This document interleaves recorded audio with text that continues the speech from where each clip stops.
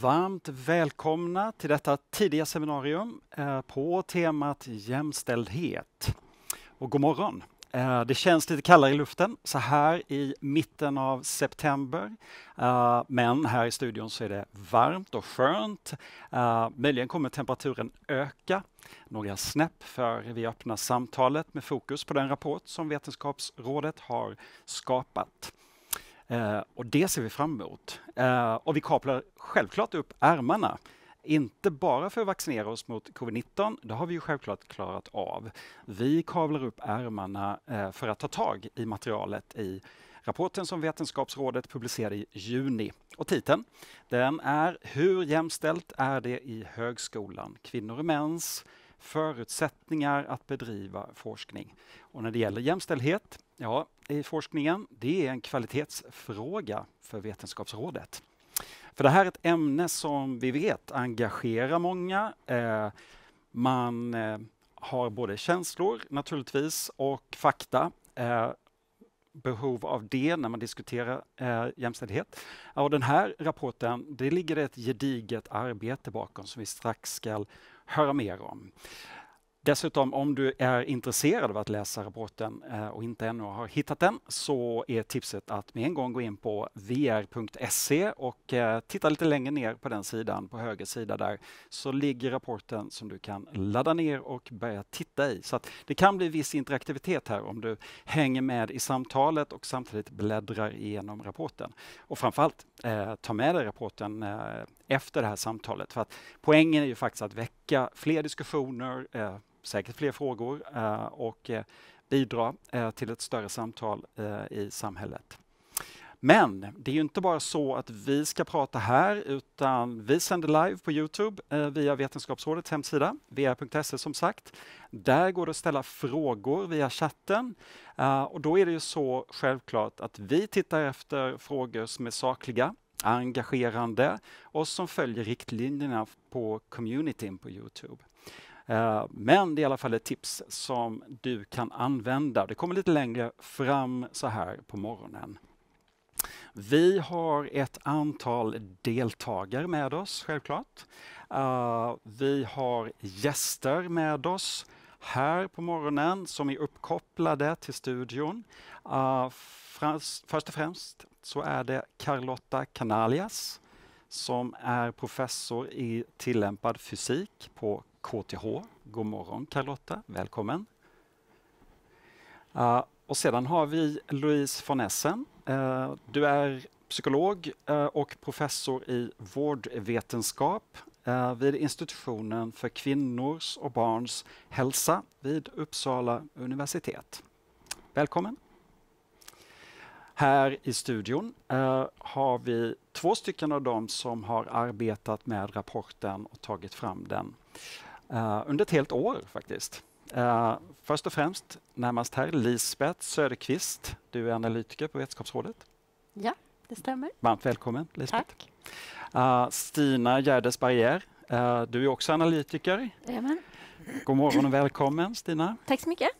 Och jag som heter moderator heter Anders Bjärs och är också från Vetenskapsrådet. Så, då har vi startat den här morgonen och vi hoppas att ni har kaffet naturligtvis, eller te eller vad det kan vara, framdukat och har möjlighet att vara med oss nu under kanske en timme här framåt när vi ska gå igenom rapporten. Vi ska ha samtal tillsammans med våra deltagare som är uppkopplade, en hel del frågor och sådär.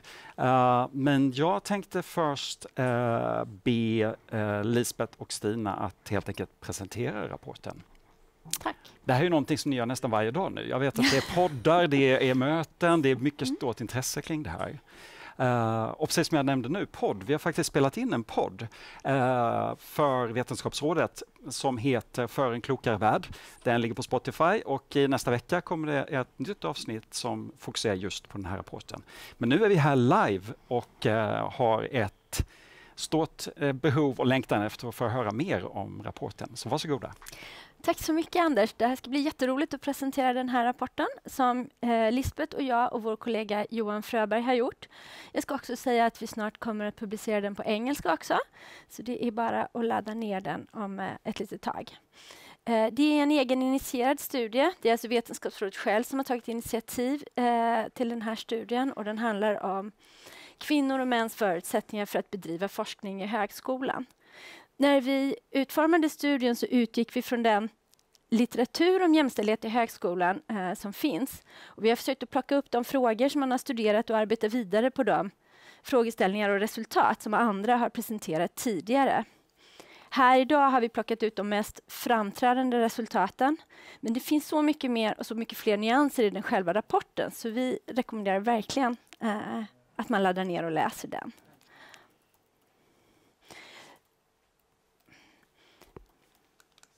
Den första frågan som vi uppehåller oss vid handlar om könsfördelningen bland professorer. Det tycker också regeringen är intressant och man har satt upp mål för det här. Och vilka svar kan statistiken ge oss när det handlar om andelen kvinnor och män? Ja, den mest uppenbara anledningen till att så många, till och med de flesta, så många professorer är män. Det handlar ju om att de flesta professorer är mer seniora. De disputerade för mer än 20 år sedan och på den tiden fanns det helt enkelt fler män bland de som disputerade. Så till viss del så kommer ju det här rätta till sig med tiden. Och bland de som utnämns till professorer nu för tiden så blir könsfördelningen allt jämnare. Och bland de som utnämndes till professor 2018 och 2019 i samhällsvetenskap, humaniora och medicin och hälsovetenskap så var könsfördelningen nästan jämn. Men den släpar efter i både naturvetenskap och i teknik. Men det går inte att slå sig till ro och tro att tiden löser alla problem. För om man tittar på ett visst intervall av examensår så kan man se att det för alla ämnesområden är en lägre andel. Man kan säga att det är en lägre andel av kvinnorna som är professor än av männen. Och när vi har följt forskarna genom karriären så ser vi också att i de flesta ämnesområden tar något år längre i genomsnitt för kvinnor att nå anställning som professor. Och vad beror det här på? Ja,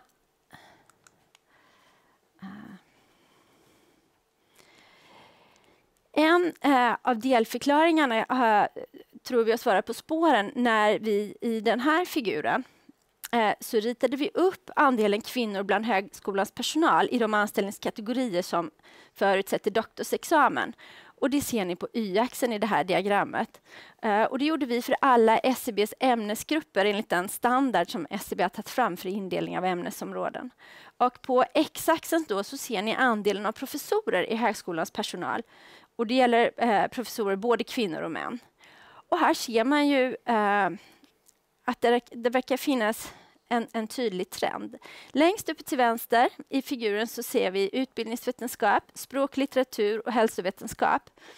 Det är områden som präglas av en hög andel kvinnor och få professorer. Längst ner till vänster i figuren så ligger till exempel fysik, elektronik, materialteknik. Det här är ämnen med en låg andel professorer. En låg andel kvinnor, men massor med professorer.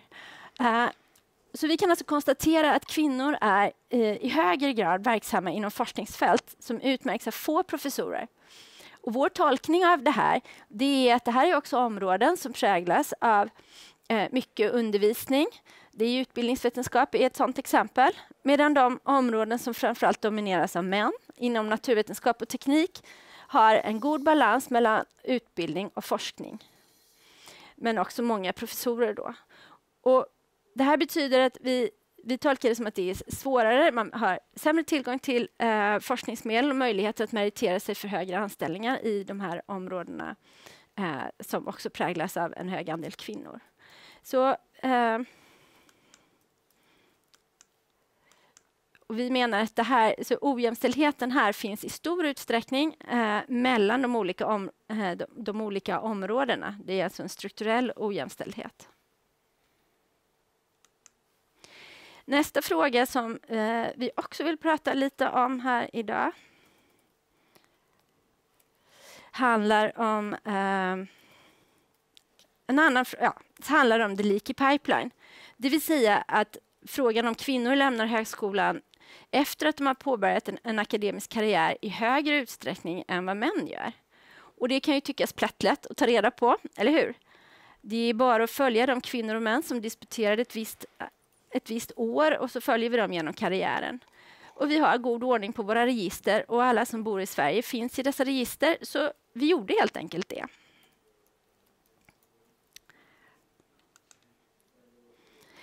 Men det var inte så himla enkelt. För det första hindret vi träffade på, det var att kvinnor i vissa ämnesområden är lite äldre än vad männen är, speciellt i de tidigare doktorsexamensårgångarna. Så de går helt enkelt i pension tidigare. Och hur ska man se på det? Är det en leaky pipeline? En annan svårighet var att olika doktorsexamensårgångar beter sig lite olika. Det visar sig att det hänger ihop med konjunkturen. En stark konjunktur och både kvinnor och män tenderar till att lämna högskolan i lite större utsträckning. Och en svag konjunktur gör att man tenderar att vara kvar. Men när vi väl hade förstått det här så kunde vi dra en del slutsatser. Och om vi tittar på en årgång doktorsexaminerade så kunde vi konstatera till en början att en högre andel av kvinnorna påbörjar en akademisk karriär efter disputationen än vad männen gör. Och efter att de har börjat den här akademiska karriären så lämnar både kvinnor och män högskolan i viss utsträckning. Men vi kan också konstatera att kvinnor lämnar i något högre utsträckning inom vissa ämnesområden. Det gäller främst samhällsvetenskap, de medicinska grundvetenskaperna och naturvetenskap. Medan män lämnar i något högre utsträckning inom teknik. Men det är ju inte bara huruvida människor lämnar högskolan eller inte, utan varför man lämnar och hur man upplever sin situation i högskolan. Och det ska Lisbeth berätta lite mer om. Ja, tack. Jag ska berätta om den del av undersökningen som vi har gjort som innefattar 2 enkäter och ett antal intervjuer. Vi gjorde enkätundersökningar som riktar sig till relativt nydisputerade personer. Och den ena riktade sig till forskare som har sökt bidrag från Vetenskapsrådet under de första 8 åren efter disputationen. Där fick vi knappt 1800 enkätsvar och det är en svarsfrekvens på 46%. Den är alltså inte allt för hög, den här svarsfrekvensen, vilket gör att vi får vara försiktiga med våra slutsatser. Den andra enkäten riktade sig till personer som har lämnat högskolan men har en doktorsexamen för att då försöka fånga in synpunkter från individer som har lämnat högskolan. De som finns då inom högskolan och har svarat på enkäten har också besvarat frågan vilken typ av tjänst de har. Och där kan vi se att ungefär hälften av de som har svarat på enkäten är lektorer. En knapp fjärdedel har forskaranställning. Sen i fallande skala då så har vi FOASar, biträdande lektorer, professorer, postdoktortjänster och annat. Vi fick störst antal svar från personer som är verksamma inom samhällsvetenskap, naturvetenskap och medicin och hälsa. När det gäller enkätsvaren från de som har lämnat så fick vi 400 svar. Vi har där en jämn fördelning mellan ämnesområdena. Sen gjorde vi också intervjuer med 9 prefekter för att få kompletterande information från institutionerna. Och där har vi förstås då valt prefekter som representerar de olika ämnesområdena.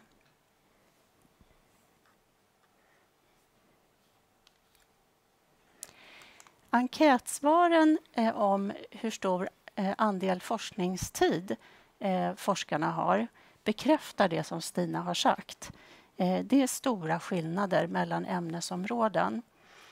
Vi kan se att de som är verksamma inom naturvetenskap och teknik och medicin och hälsa ägnar en större del av sin arbetstid till forskning jämfört med de som är verksamma inom humaniora, samhällsvetenskap och utbildningsvetenskap. Om vi tittar på det här diagrammet så ser vi att de som är verksamma i utbildningsvetenskap, där är det ytterst få som forskar mellan 81 och 100% av sin arbetstid. Det är inte så stor grupp i humaniora samhällsvetenskap heller. Tittar vi däremot på medicin och hälsa så ser vi att den största andelen har svarat att de forskar 81-100% av sin arbetstid. Vi har också ställt frågor förstås i våra enkäter. Och där utgår vi från befintlig forskning och de frågor som har behandlats där och de resultat man har kommit fram till där. Men jag kommer inte gå in på vilka frågor vi har ställt. Det framkommer ju implicit av svaren som jag redovisar. I enkäten så uppger kvinnor att de tycker i högre grad än män att det är viktigt att ha en mentor för att kunna meritera sig. Något fler män än kvinnor har en mentor, men det är inte så stor skillnad. Men vi kan se ett samband mellan könsfördelningen på ledningsnivå, alltså bland professorer och forskningsledare, och tillgången till mentorer.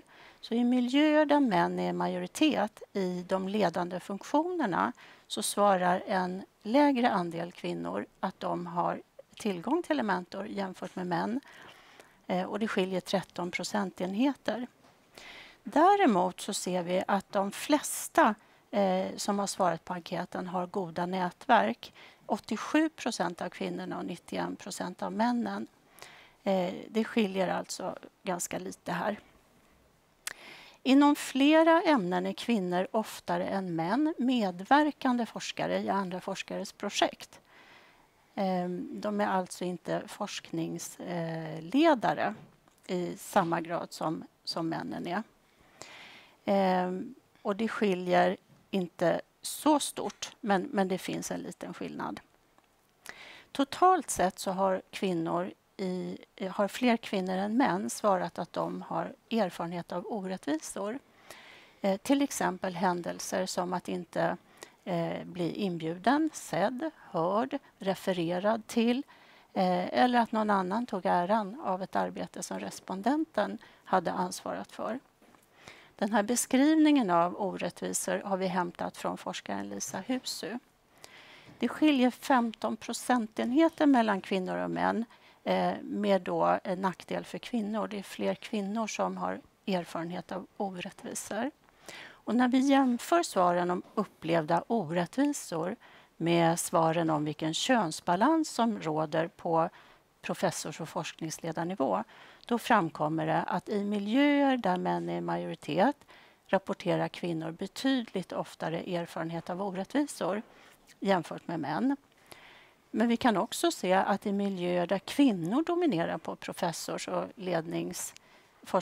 forskningsledarnivå har män oftare erfarenheter av orättvisor jämfört med kvinnor. Men då är skillnaderna inte så stora mellan könen. Ett liknande mönster gäller upplevelsen av att ingå i en gemenskap på sin arbetsplats. Vi drar slutsatsen att det kan vara svårt att tillhöra underrepresenterat kön, både för kvinnor och män, men svårigheterna är större för kvinnor. Vilken plats i hierarkin personen har och om man har en svensk doktorsexamen eller inte påverkar också den här känslan av att ingå i en gemenskap.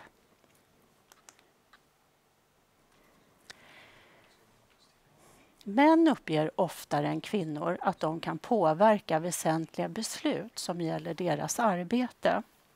Kvinnor svarar oftare att de kan påverka besluten i viss mån, medan män svarar att de kan påverka de här besluten. Och det påverkas inte av vilket ämnesområde de är verksamma i. Kombinationen att arbeta i högskolan och ha ansvar för yngre barn fungerar bra för ungefär hälften totalt sett. Det är en låg siffra. I den grupp som har lämnat högskolan och som idag är verksam i offentlig och privat sektor uppger en stor majoritet att det fungerar bra. Båda könen upplever att det är en försvårande faktor om män är majoritet på ledande poster på deras arbetsplats. Och sämst verkar den här kombinationen fungera för kvinnor som är verksamma inom naturvetenskap och teknik. Det är bara 31% som har svarat att det här fungerar bra. Vi ser också att fler kvinnor än män överväger att lämna högskolan på grund av brister i arbetsmiljön. I de flesta områden är skillnaden inte så stor. Men det är en konsekvent högre andel för kvinnor. En aspekt på det här kan ju vara att det är många som uppger att de arbetar väldigt långa veckor. Att jobba 50-60 timmar i veckan är inte ovanligt och många jobbar mer än så. Via intervjuer med prefekterna framgår att det här orsakas av att det råder hög konkurrens, särskilt inom naturvetenskap och teknik respektive medicin och hälsa. Det kan uttryckas som att det är en maskulinitetskultur som är styrande i vissa ämnesområden. En kultur som innebär att forskaren är förhindrad att ha andra förpliktelser än sitt arbete. I en amerikansk undersökning var det en professor i fysik som uttryckte det här så kärnfullt när man frågade honom om vilka förpliktelser han hade hemma. I do the physics, my wife does the rest, svarade han. Vi har i intervjuerna mött institutionsledningar som beklagar att kvinnor bildar familj eller köper hus för att det går inte att kombinera med en karriär i högskolan. Och det här kan institutionen inte styra eftersom det är den höga konkurrensen som skapar det här problemet. Och det finns också en oro på ledningsnivå för att människor bränner ut sig. Och sjukskrivningar som beror på stress nämndes till exempel. Bland de som har lämnat högskolan kan vi se att kvinnor inom just naturvetenskap och teknik har valt bort högskolan för att få en bättre balans mellan arbete och privatliv. Och i fritextsvar så utvecklas svårigheterna att kombinera forskning med att vara förälder av flera respondenter, särskilt kvinnor. Vi ser också att inom medicin, naturvetenskap och teknik använder kvinnor oftare negativt laddade förklaringar till sina val att lämna högskolan, som önskan om tryggare anställning, medan männen uppger mer positivt laddade skäl som högre lön och intressantare arbetsuppgifter. Och det är känt från tidigare studier att otrygga anställningar påverkar inställningen till att vara kvar i högskolan negativt. Och många yngre forskare i den här enkäten har sådana anställningar. Så att här kan vi möjligen skönja ett sånt här läckage av kvinnliga forskare som högskolan tappar då till andra verksamheter och att det är baserat på högskolans anställningsförhållanden.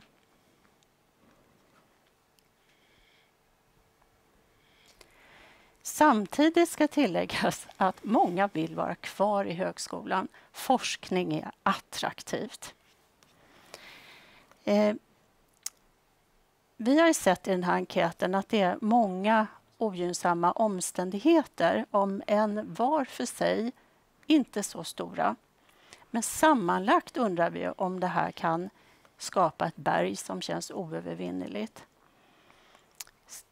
Så den fråga vi ställer är om många små eller mindre skillnader genererar en ackumulerad effekt för kvinnor.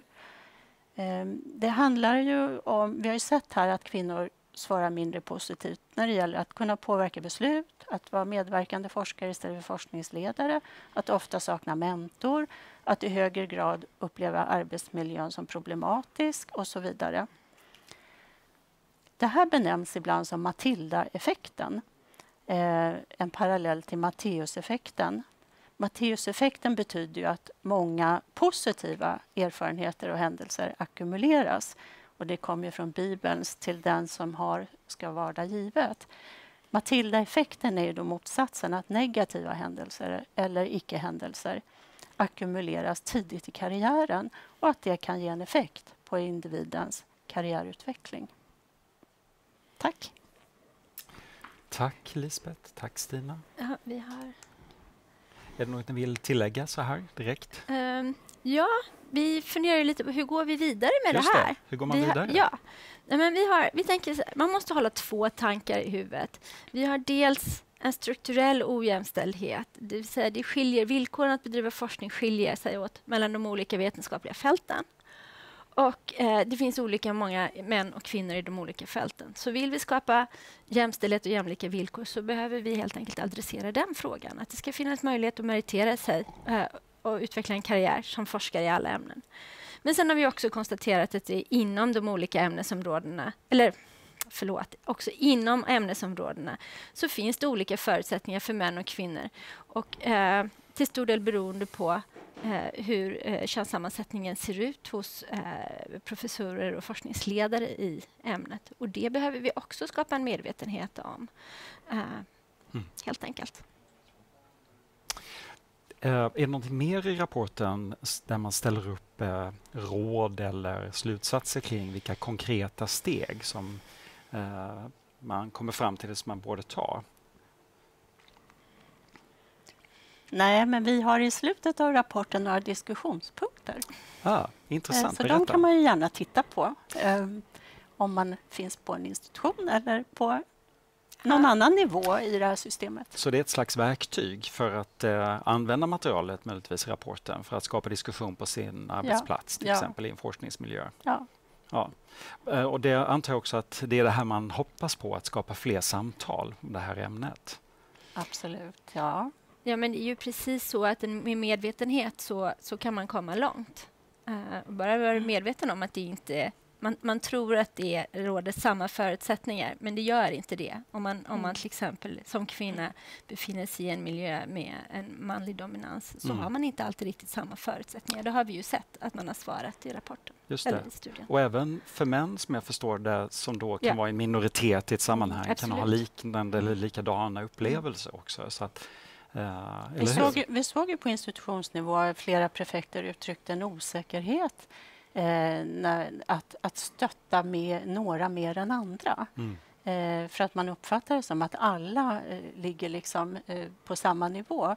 Men här tycker jag att det visar ju den här enkäten att det är svårt att vara underrepresenterat kön. Och det finns ju andra aspekter också, att befinna sig långt ner i hierarkin, tillhöra underrepresenterat kön och kanske inte ha en svensk doktorsexamen. Då är det inte lika förutsättningar. Och där fanns en oro från prefekten att om jag stöttar några mer så kan det väcka anstöt hos andra. Eller upplevas som orättvist. Ja, och det kanske är någonting som man behöver fundera på ett varv till. Vi pratar här om hur man går vidare och diskussioner. Jag vet att ni har pratat med många prefekter. Känner de att de har verktyg att hantera eller jobba med jämställdhet i sina miljöer? Nej, det är väl en slutsats vi drar, att många lärosäten jobbar väldigt ambitiöst med de här frågorna, ska sägas, inom JHU-uppdraget som det kallas. Men kanske att man just på institutionsnivå, på golvet så att säga, behöver få verktyg som man inte riktigt har idag. Och Vetenskapsrådet är är den största finansiären av forskning i Sverige. Det finns många fler. Jag tror att vi kommer komma tillbaka där kanske också. Vad kan man göra strukturellt så att säga, på olika sätt? För det vet jag att ni också berör. Jag är lite nyfiken innan vi tar in frågor. Just nu är det inga frågor i chatten. Det är ju lite intressant faktiskt, för det innebär att ni är bra på att presentera det här innehållet också, tror jag. Men jag tänker också, ni är ute själva och presenterar rapporten. Vilken typ av diskussion och samtal kommer det när folk i forskningssammanhang ser den här rapportens resultat och insikter? Vi har ju primärt varit internt på myndigheten och presenterat den här rapporten. Jag har inte varit extern. Okay. Och det har varit jätteintressanta diskussioner. Inte minst då det här som vi visar, att det skiljer mycket mellan ämnesområden. Kanske fokus har legat i hög grad på inom ämnesområden. Och här skjuter vi lite på perspektivet. Det var en aha-upplevelse för en grupp som vi träffade som representerar humaniora och samhällsvetenskap. att det ser ut på det viset, att det är så olika mellan ämnesområdena. Och de var väldigt tacksamma för den informationen. Jag tänker, som ni nämnde så kommer rapporten på engelska också. Och det är ju spännande att sprida den till flera. Då tänker jag också på det engelska ordet discover som betyder upptäcka. Men det finns ju ett annat ord i ordet som är discover. Är det så att en rapport som den här kan avtäcka och upptäcka sånt som vi kanske har förutfattade meningar om och tycker att vi vet hur saker och ting ligger till? Har ni hittat den här typen av effekt i rapporten? Att ni faktiskt hittar fakta och sammanhang som berättar hur det är? Kanske detta som jag har sagt flera gånger som kanske inte är så roligt, att många uttrycker att det är svårare när professorer och forskningsledare är män. Det är en väldigt tråkig upptäckt att många upplever det så. Det här var någonting som även män tycker. Ja. Just det. Intressant.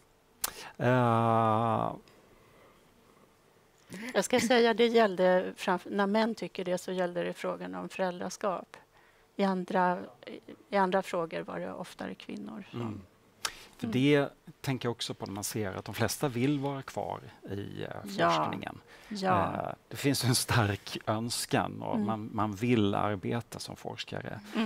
Men just det här med situationen när man bildar familj och så vidare. Hittar man liknande syn hos kvinnor och män när det gäller att få ihop en balans i familjeliv till exempel? Det kan vi inte se i enkäten, liknande syn, men vi vet ju att samhällsutvecklingen går ju mot det hållet att många män vill ta ansvar för sin familj och sina barn. Det är en ny mansroll kan man säga. Jag tänker där på det citatet från den amerikanska forskaren att det speglar också samhällen i stort. Hur det ser ut, vilken roll man har till exempel i familjen. Och så där. Det kan man ju ta med. Klockan är 9. Vi har en hel del tid kvar att diskutera det här.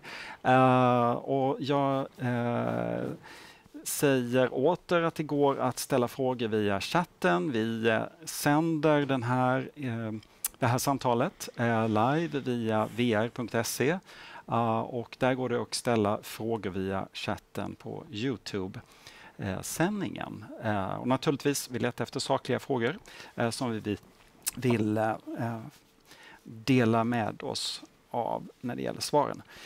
Nu känner jag att det är dags att bjuda in Carlotta Canalias och Louise från Essen till samtalet. God morgon igen får man säga. Ni har ju sett rapporten självklart och ni har lyssnat precis som vi här.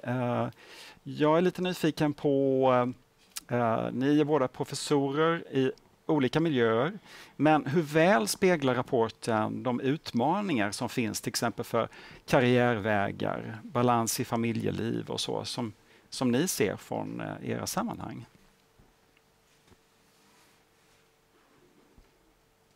Vill du börja? Carlotta, du ska börja. Du kan börja. Bra, okay, Carlotta, välkommen. Ja, men tack. Förlåt. Carlotta? Ja, okay. Ja, tack. Ja, jag förstår. Okej, Carlotta börja. Okej.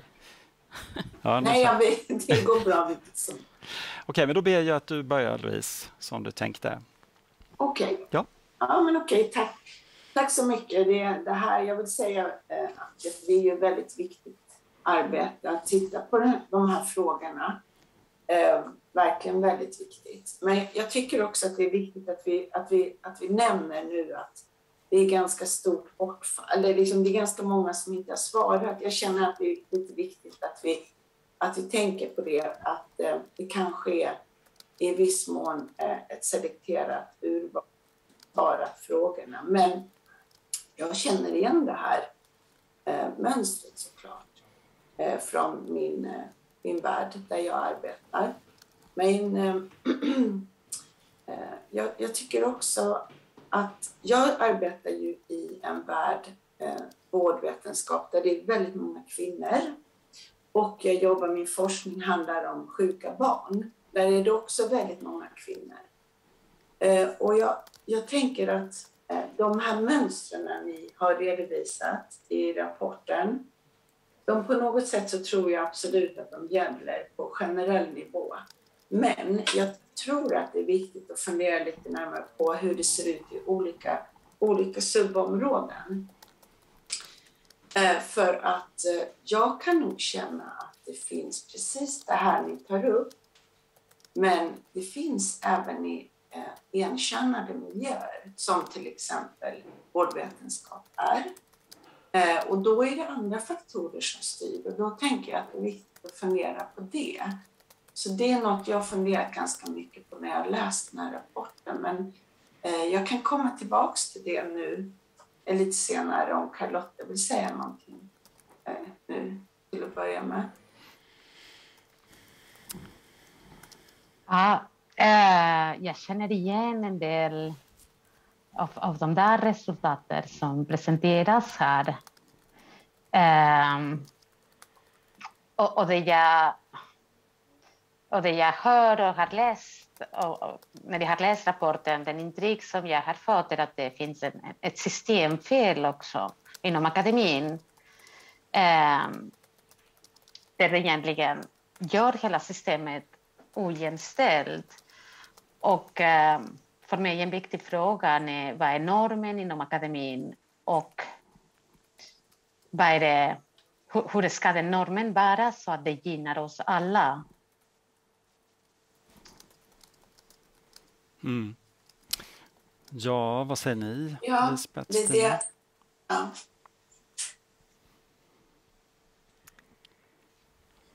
Ja.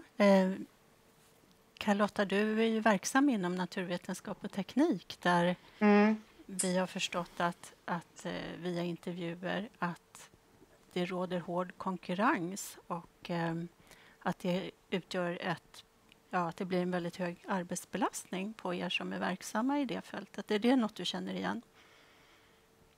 Att det är en stor arbetsbelastning, jo. Jag också känner igen att de flesta, både män och kvinnor, det finns en ideal eller en norm där man ska jobba väldigt hårt många timmar inom akademin. Och så gör de flesta, men det finns en längtan till en förändring till det, både från män och kvinnor. Så idealet och den där normen om hur vi ska jobba och hur mycket vi ska jobba,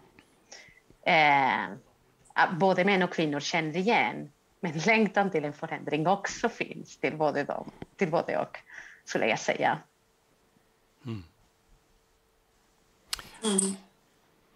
Charlotta, jag vet att ni på KTH och Science-skolan där du är verksam, ni har gjort en egen studie på det här temat. Är det insikter som matchar med den här rapporten?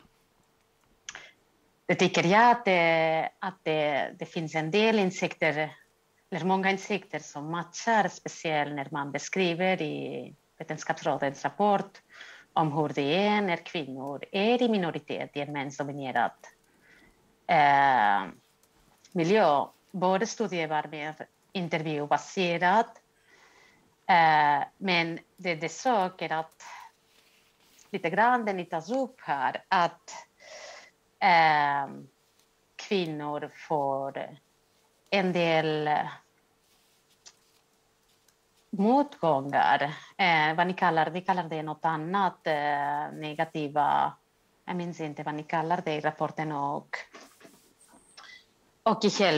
i själva presentationen använder ni en annan del med värdering, ifrågasättande, en brist på uppskattning, osynliggörande, att inte bli inkluderad i vissa möten, i vissa projekt. Eller vi ser också att vissa uppfattas att de har bara blivit inkluderade på grund av att man är kvinna och inte för sin kompetens. Så allt det här, det gör en ganska tung last. Och det är lite som de säger på den där filmen, vad heter den? Picture a Scientist, som faktiskt går på Netflix, och jag varmt rekommenderar den, som berättar lite grann om kvinnliga forskare inom naturvetenskap. Att a tone of feathers is still a tone. Så det här känner jag igen. Sen har vi också sett den där normen att båda delar, både män och kvinnor, känner att det finns, att normen är detsamma, men jag tror att nyckeln här är att vi ändrar på den här normen. Som sagt. Louise, känner du igen situationen för unga forskare och lärare inom ditt ämne som rapporten visar? Att det är svårare att meritera sig inom vissa fält? Ja, att det är svårt. Jag är ju inom ett fält, så det är väldigt svårt att jämföra över olika fält. Det är det ju. Men om vi ser det här medicin och hälsa som ett stort fält, så kan jag absolut säga att det är svårare att meritera sig inom vissa fält inom det fältet. Men vad jag vill säga, vad jag tycker känns väldigt viktigt, det är att eftersom jag arbetar i ett väldigt kvinnodominerat fält, och jag känner ändå igen väldigt väl det ni tar upp i den här rapporten. Men det finns då subgrupper som jag nämnde tidigare inom kvinnodominerade fält som har liksom tagit över som är normen. Men har tagit över den lite grann från hur det traditionellt sett ser ut inom vetenskapligt arbete, att männen har dominerat. Och det sättet har liksom överförts till även det område där jag arbetar, där det är många kvinnor. Och jag tycker det är ganska viktigt att tänka på det och då tänka på vad är det då som styr, som gör att vissa känner sig förfördelade och orättvist behandlade och lämnar och så vidare. Och jag ser det ju väldigt mycket som den stora utmaningen är egentligen att fundera på hur bedömer vi meriter? Och det är något ni också tagit upp i er rapport där med publikationer. Jag tror att det är en stor del av problemet. Hur bedömer vi meriter och varför har publikationer så stor betydelse?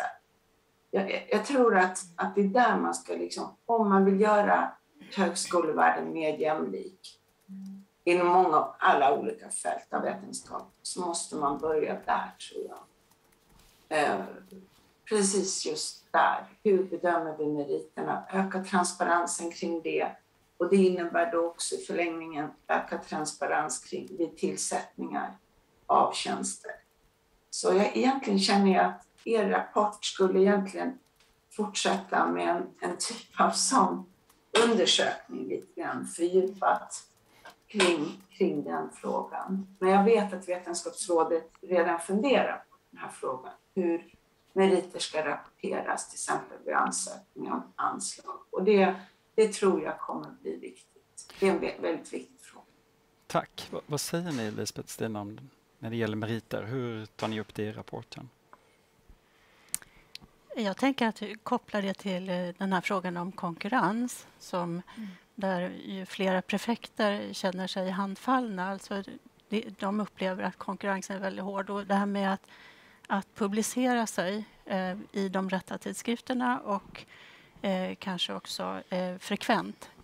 Det är ju ett sätt att konkurrera. Så att jag håller helt med Louise på den punkten. Jag förstår. Kommer det vara någonting som ni tittar vidare på som Louise pekar på?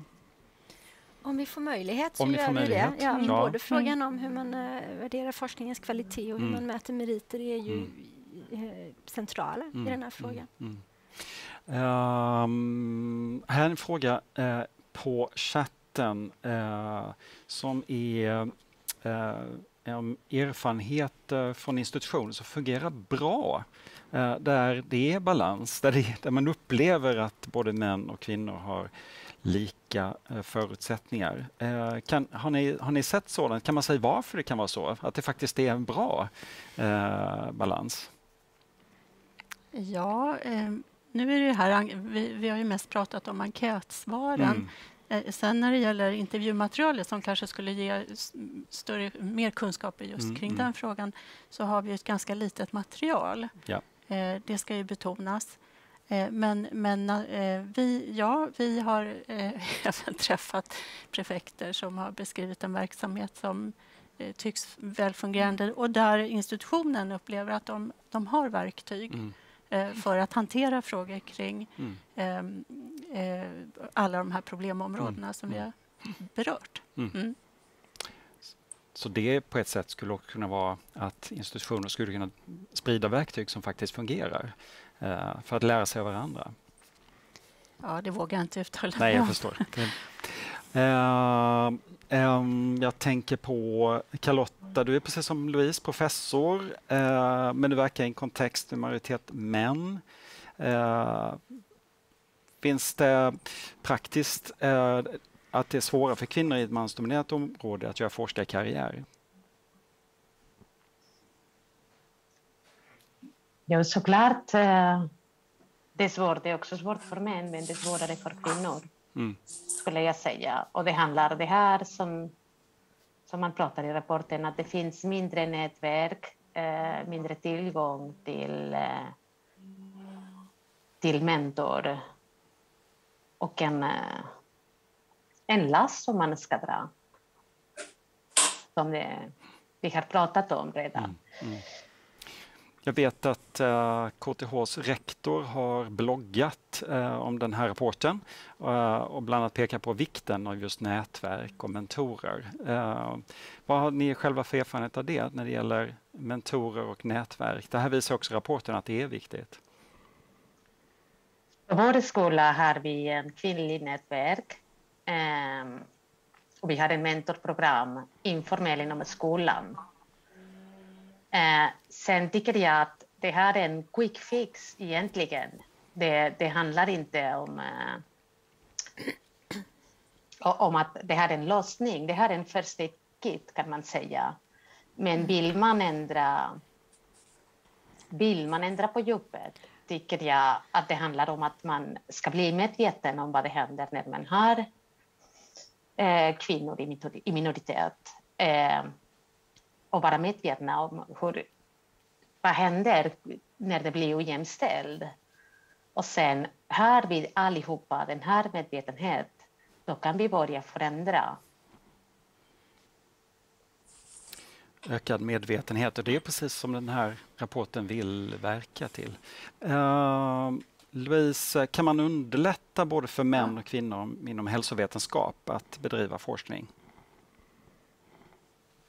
Alltså, jag tror, det kan man absolut. Men då är det återigen det här, hur ska alla få lika förutsättningar? Och på något sätt så är det i grunden handlar om, tycker jag, det är att ett bra arbete av hög kvalitet ska löna sig.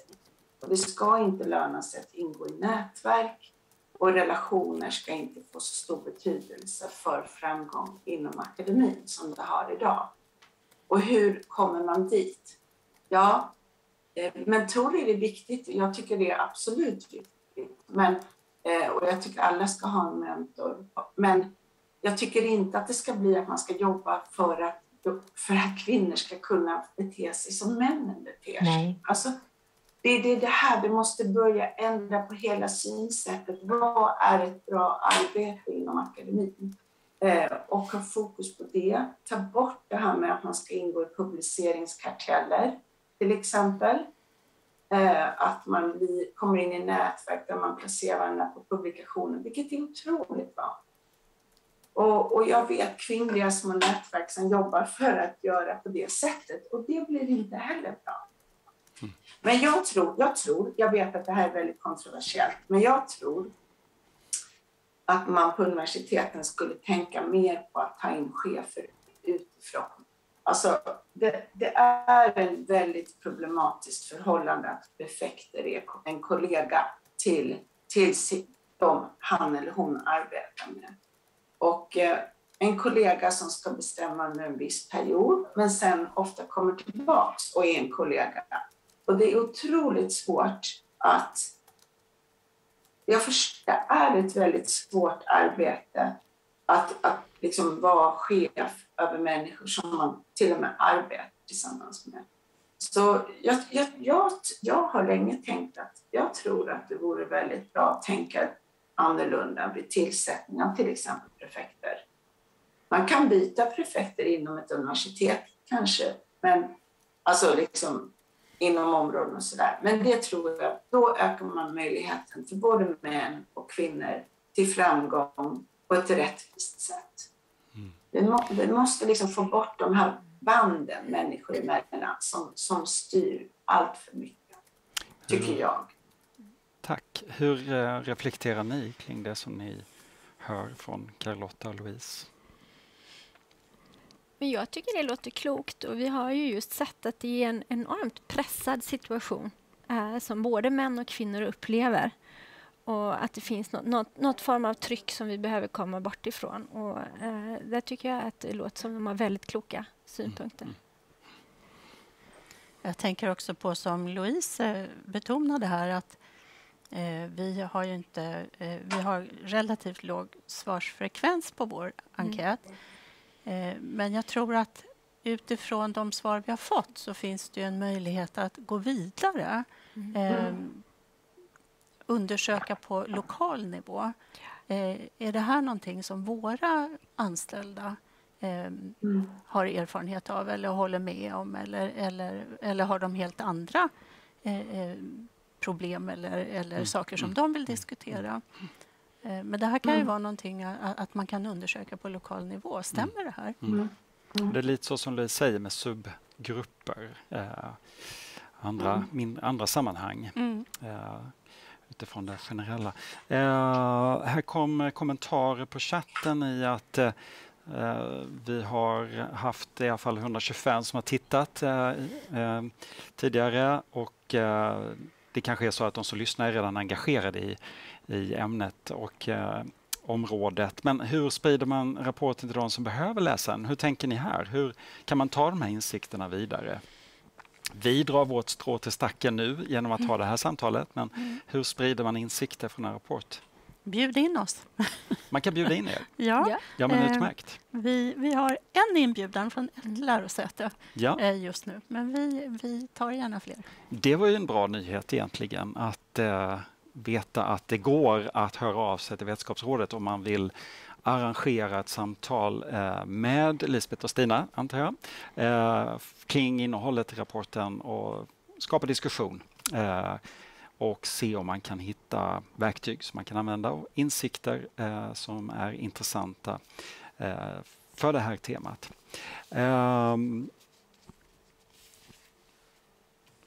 Jag tänker också på Charlotta och Louise, samtalsklimaten. Finns det samtal i era miljöer kring jämställdhet i det dagliga? Eller är det något som man måste ta upp på olika sätt? Eller finns det närvarande i vardagen? Ja, alltså visst finns. Vi har ju på alla nivåer olika jämställdhetskommittéer och så vidare. Så det finns ju definitivt. Och vi försöker i vår forskargrupp. Vi hade nyligen ett seminarium som handlar just om det här med att publicera. Som var inriktat mycket på det här med jämställdhet. Så vi försöker absolut. Det gör vi. Men det är ju inte ett lätt ämne. Och då kommer jag tillbaka till det, liksom jämställdhetskommittéer utses ju ofta av någon person. Jag menar, man nomineras till kommittéer och det kan bli jättebra, men det är ju också så att det är internnomineringar till de här kommittéerna. Och det kan bli väldigt bra personer, men det är ju inte alltid det de personer som kanske driver de här frågorna på allra bästa sätt, skulle jag vilja säga. Det är också liksom en intern utmaning. Vad säger du, Carlotta? Är det enkelt, är det närvarande i vardagen att samtala om jämställdhet? Det är väldigt närvarande. Och det jobbas på många olika plan på KTH inom jämställdhet. Sen det är också ett svårt ämne där många missuppfattar vad det betyder jämställdhetsarbete. Och det finns en del rädsla om att det betyder då att man kommer att gå till diskriminering av män, och det handlar inte om det. Absolut inte. Så det är fortfarande svårt att prata om det utan att det blir laddat. Jag förstår. Men det finns och det pratas och det jobbas väldigt mycket med det. Vi är ju fortfarande i en pandemi. När gjorde ni undersökningar? Vi pratar mycket om att arbetslivet håller på att förändras. Vi sitter ännu inte riktigt på kontoret själva. Har ni sett, har rapporten kommit i närheten så att säga av de effekter på arbetsliv och balans i livet som vi diskuterar när det gäller pandemins effekter? Nej, vi har inte tagit in det så att säga. Nej. Jag förstår. Då finns det ju intressant om förutsättningarna ändras på det sättet också som kanske kan påverka i livsbalansen. Men vi börjar närma oss slutet på den här. Hur summerar man rapporten på ett sätt när någon frågar? Jag tycker det handlar om 2 tankar i huvudet. Det handlar om att både att det finns skillnad förutsättningar mellan ämnen eller forskningsfält och att det finns skillnader inom fält som man också behöver adressera. Så som Louise också påpekar. Ja. Ja, vi ska ta och runda av som sagt. Tack Carlotta Canalias på KTH och tack Louise från Essen vid Uppsala universitet för att ni har tagit er tid att vara med oss här på morgonen. Och tack till Stina Gärdes Barrier och Lisbeth Söderqvist. Ni har gjort ett fantastiskt jobb under lång tid. Jättetacksamma att ni har tagit er tid att berätta mer om rapporten här i sändningen på morgonen. Ja, tack. Vi ska inte glömma vår kollega Johan Fröberg som också har varit en aktiv del av vår studie. Precis. Och tack till dig som har tittat och lyssnat på det här tidiga och stundtals intensiva samtalet om jämställdhet i högskolan. Och rapporten som vi pratar om den finns på vr.se att ladda ner just nu på svenska. Den kommer att komma på engelska ganska snart. Och också som vi pratade om i början, Vetenskapsrådet har en podd på väg på samma tema. Du kan följa och lyssna till Vetenskapsrådets podd För en klokare värld på Spotify.